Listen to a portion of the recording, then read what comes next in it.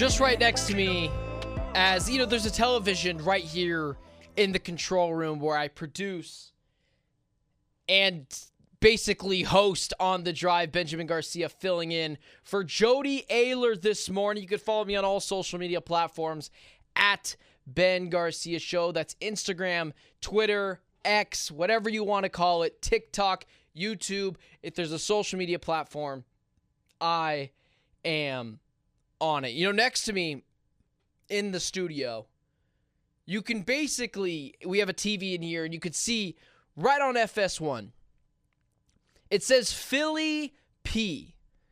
Obviously a play on words from Playoff P or Podcast P. That is what has been the symbolism, the nickname for Paul George. And I had a different reaction than what other people had when it came to the Paul George signing. I don't really understand it.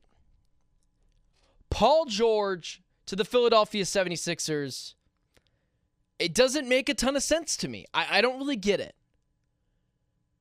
Paul George, would I rather have him or spread that money across to a few players on a Philadelphia 76ers team that's trying to compete?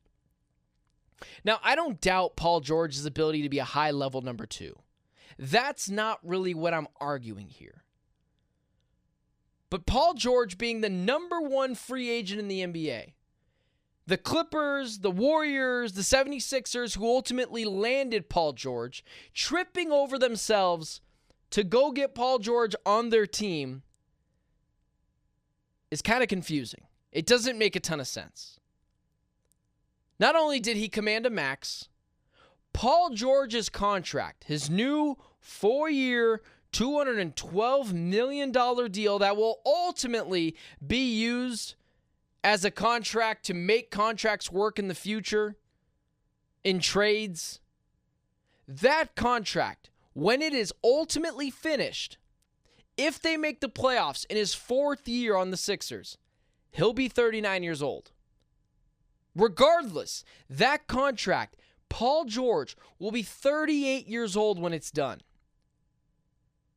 This is a guy who's had injuries, major injuries. Just last year, he missed the playoffs for an injury.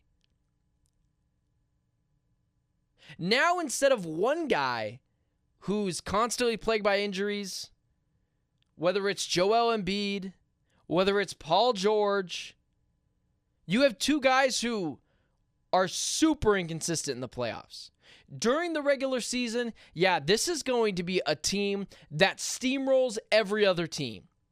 But what have we only cared about in the NBA? Constantly, and now more often, how well do you do in the playoffs? It's what's had Phoenix Suns fans like myself up in arms over Devin Booker, up in arms over Kevin Durant, up in arms over NBA fans casually talking about the GOAT conversation, right? LeBron James has no chance to be the GOAT. That's what you, the listener, have told me, strictly off of playoff wins. Strictly off of championships, which I think is crazy. I think it's absurd to judge someone strictly off of rings because it is incredibly hard and you have to get somewhat lucky to win them. This Paul George, Joel Embiid pairing just doesn't make a lot of sense to me. Paul George is 34 years old. It is very possible, Paul George falls off a cliff as soon as this next contract starts. He's 34. He's not young. He's had knee injuries. He's had leg injuries. He's not immune to the occasional rolling of the ankle or, God forbid, a harsh injury. Paul George was really good this year. 22 points, 40, 40, 90 splits. Pretty high 40s, 90 splits. But I guess it's just me that's, I can decipher what the regular season and the playoffs will look like. In the regular season, this Philadelphia 76ers team is going to be everything you can handle. Whether it's Kelly Oubre coming off the bench or maybe starting a few games, replacing Tobias Harris with Paul George.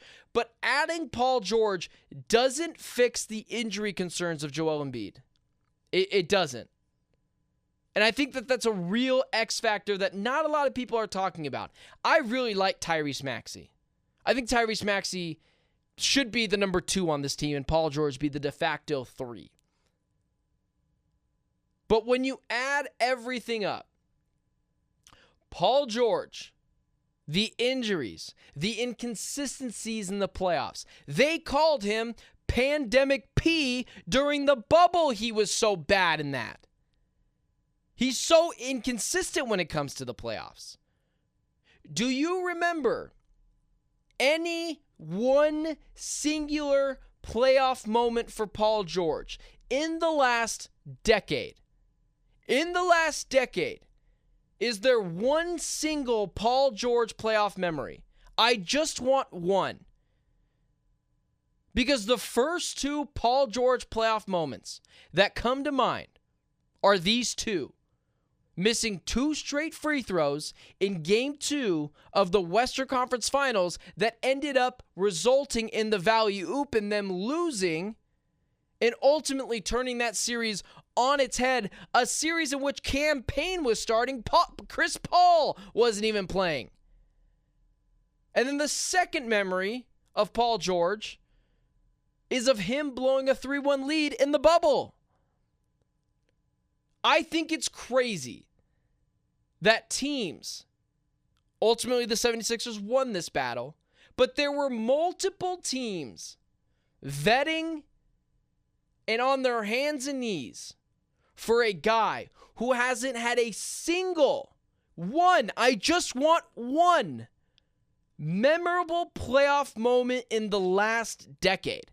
And you, the listeners, told me that that's all we care about. The regular season, this 76ers team could be the 1 seed. I wouldn't take the 76ers over Boston. I wouldn't take the 76ers over the Knicks. I don't know if I'd take the 76ers over the Bucks, given how awesome Giannis Antetokounmpo is capable of being in the playoffs and just taking over everything. Maybe it's just me. Maybe it's just me trying to have a different opinion when in reality, I don't feel like that's it at all.